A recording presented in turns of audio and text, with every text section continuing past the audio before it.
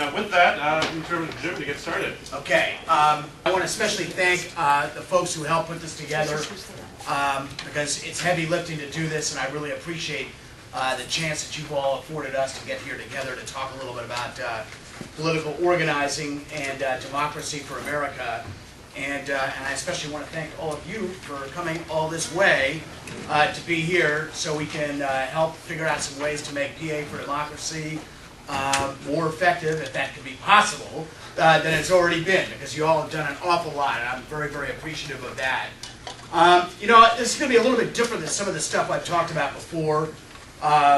You know, where we come from is really a philosophy that's not so much rooted in ideology, but rooted in the fact that our politics today is less about the left and the right and much more about a culture of activism over a culture of incumbency.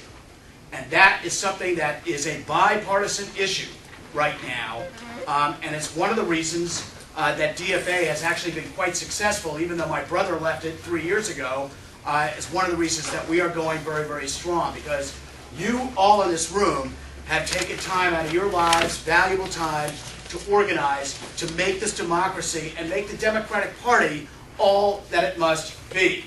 And in many respects, there are times that we are our own worst enemy. And that is not because we're a coalition party with a lot of different groups who have a lot of different agendas. It's because that we are too often run by people who are more interested in their own positions than they are in the vibrancy, the health, and the debate that has made this party so strong over the years. And I think we're getting back a little bit of that right now. We certainly got back a little of that in the 2006 elections.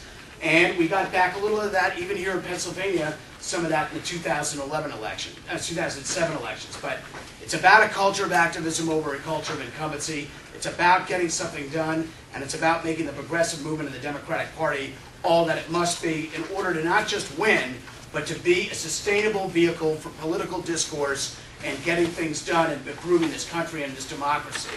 And really, DFA's mission is leadership development. We believe that the best way to solve the problems that we have, the challenges that we have, to move this country forward is by bringing and restoring the citizen to its active place in the political discourse. It has often been said, I can't remember who it was, it might have even been Ben Franklin, he said the highest office in this land is that of citizen.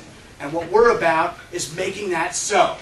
And we're really about helping people get into politics and giving people the tools and the effort and the support to move folks up the political food chain, so that instead of being mired into this is how it's done in a state capital or a county capital or a city or Washington, D.C., we are actually about solving the challenges and solving the issues of our democracy right now. And there are basically 4 steps that we're working on right now, that we've been working on for 3 years. And they're very simple. It's about getting active, it's about getting connected, it's about getting trained, and it's about owning the political process. And I'm going to briefly just say that owning the political process, which is the top one, is not the easiest thing in the world for us to do. Right?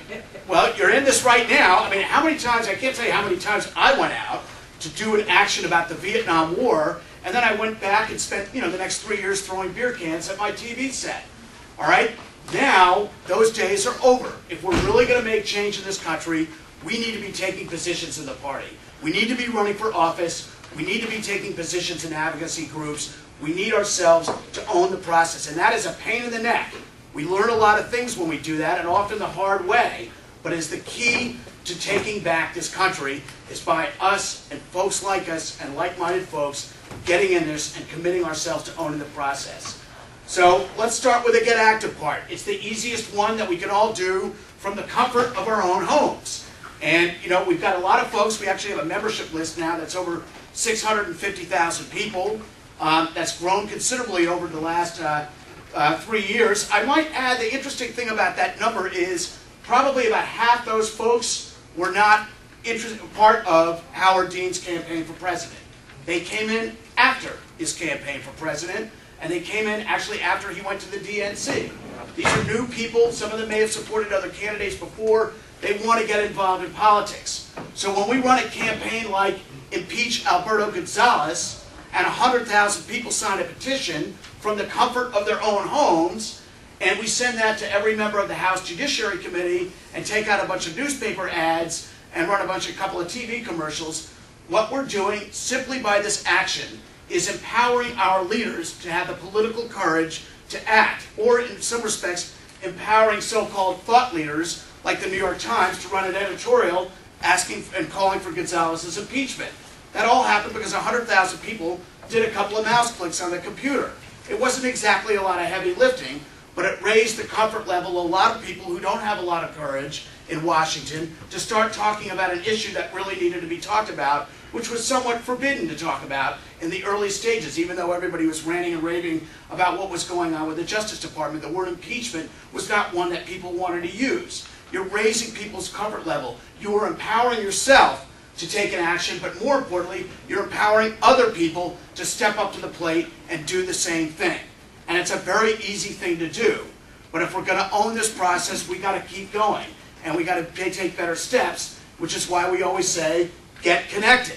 There are now 760 DFA groups in our network around the country, in almost every single congressional district, save for about, I don't know, I think 10 or 20 or 30. In 49 or 50 states. I like to tell Howard that that's up from about 350 when he was running the show. But the fact of the matter is, it wasn't me and it wasn't even our small staff of 10 that did this. What it was a lot of people around this country that decided, you know something, I want to get organized politically. I want to be empowered to do things the way we want to do them. And they've started these groups all over the country, and the purpose of these groups is when they act either alone or in concert, they can make a tremendous difference. And I told this story before about several city council races, several state legislative races where we had small groups, no statewide network like Pennsylvania, no nothing, just one group. Charleston, South Carolina comes to mind. About 20 people who decided to go to work for Colleen Condon, who was running for city council. And it's not, I mean, she won. She beat the pants off her opponent. That was terrific. But when she told me how she did it, it was because she reversed early voting from a 5-to-1 Republican majority to a 3-to-1 Democrat majority. And that was simply a result of the focus of a very, very small group of people to make a difference in a campaign who not only targeted the right voters, but gave them the right message to put her votes in the bank early so that they could win this election. It was smart thinking, but it goes back to that Harvard meeting saying of never doubt the ability of a small group of people to change the world, and indeed it's the only thing that ever has. That's what getting connected is all about. When you're running these groups around this thing, whether at Gettysburg or Philadelphia or Pittsburgh or Lancaster or any place else, that is what you're doing. What you are doing is making an enormous impact on the way your local communities are run.